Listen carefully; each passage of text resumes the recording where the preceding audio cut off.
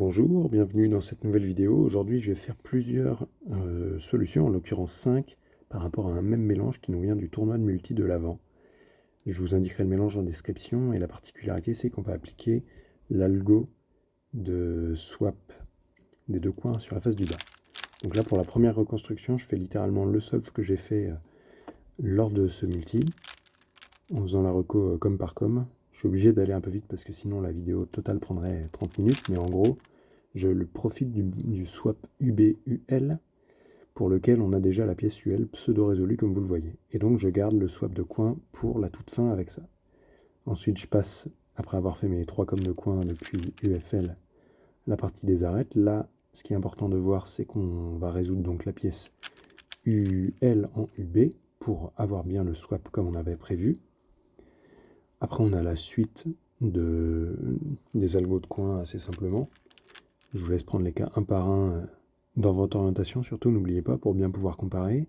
Là, on a un cas assez intéressant entre UFUR et puis le 2 swap initial prévu dans, pas prévu, non, inclus dans le solve entre RD et RB. Et là, donc, avec simplement le déprime setup, on peut utiliser notre nouvel algo favori à base de PLLR modifié pour faire cette première résolution. Deuxième exemple, avec quasiment la même hypothèse, mais avec UFUR swap. Typiquement, quand on le résout depuis le buffer UFR, comme je pense beaucoup de gens ont pu le faire sur ce mélange-là. On a à nouveau 3 coms de coin, qui cette fois, on va dire, utilisent UFR.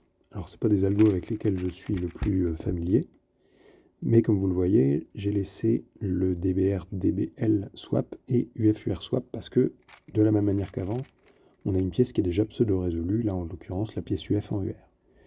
Donc ensuite on passe aux différents coms d'arête, on a fini le deuxième, là on passe au troisième, que vous voyez ici. Je vous laisse faire pause et prendre les cas individuellement en fonction de ce qui vous arrange. Et donc dernier cas, là on arrive sur la pièce de notre buffer, qu'on renvoie à nouveau, comme tout à l'heure, dans le tout swap du mélange, à savoir RDRB ou DRBR, comme on veut. Et là, il nous reste plus que le 2 swaps de coin et 2 swaps d'arête en haut devant nous.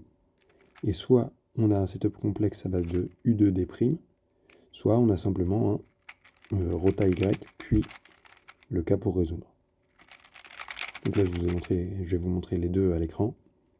D'E' U2, puis notre nouvel algo favori. Et voilà. Troisième exemple de réseau. Ce qu'on peut remarquer, c'est que si on fait tout simplement, à partir de notre mélange, le mouvement R, on vient résoudre instantanément les pièces DR et UR que vous voyez ici sur la face rouge. Donc, la spécificité de ce genre de solution-là, c'est qu'on doit mélanger tout en prenant en compte le déplacement du mouvement R, donc du pré-move, pour l'intégralité des pièces. Donc là, je vous fais le tracing pièce par pièce au fur et à mesure. Je suis à nouveau obligé d'aller un petit peu vite, notamment dans cette partie-là où j'ai fait un cycle break pour les coins, pour avoir donc 4 algos de coins, 8 coins. Et après, je passe aux edges, et là par contre, c'est absolument monumental, puisque vous allez vous rendre compte, si vous faites la reconstruction avec le mélange également, qu'on a simplement 4 algos d'arête. Et là, je suis en train de tracer 7e et 8e arête, et je suis revenu au buffer déjà. Autrement dit, avec ce pré-move R, par lequel je commence donc ma résolution, on passe d'un mélange complètement lambda à un 8 algues. Évidemment, c'est peut-être plus difficile, enfin c'est certainement beaucoup plus difficile, non pas à voir, mais à tracer et à exécuter en 3 blinds. Mais par contre, en multi, ça peut très vite avoir un gros avantage, puisque en seulement un move, on passe d'un mélange complètement lambda à un mélange exceptionnel. Surtout là, avec les différents cas qu'on a eu, qui étaient quand même sympathiques. Deuxième exemple assez similaire, si on utilise un pré-move R' pour résoudre BR. Et en plus, on a le 2 swap URDR que vous voyez ici. De la même manière, on va commencer par tracer dans cette même orientation de départ, mais en prenant en compte le move R' de pré-move. Donc à nouveau, ça complique un petit peu le tracing. Là, je vous fais le commentaire par-dessus, mais je vous laisserai vérifier par vous-même que je fais correctement. Là, on a du cycle break à un moment pour revenir pour arriver à finir notre cycle. Et ensuite, on passe aux edges, donc la 4e, 5e edge, 6e edge.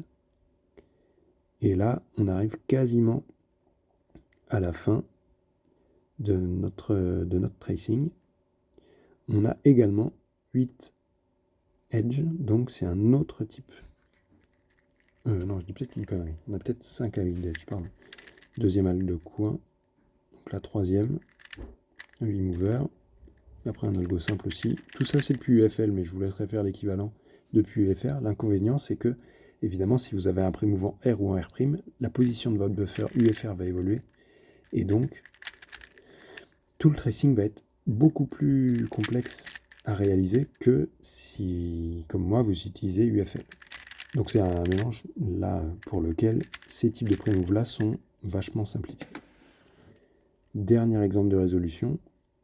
Ce qu'on remarque par rapport à notre buffer à notre swap de coin DBR, DBL, c'est qu'on peut aussi utiliser le to-swap initial des pièces qui sont ici, donc RD et RB ou DRBR. Donc faire notre résolution avec les mêmes coms que lors de la première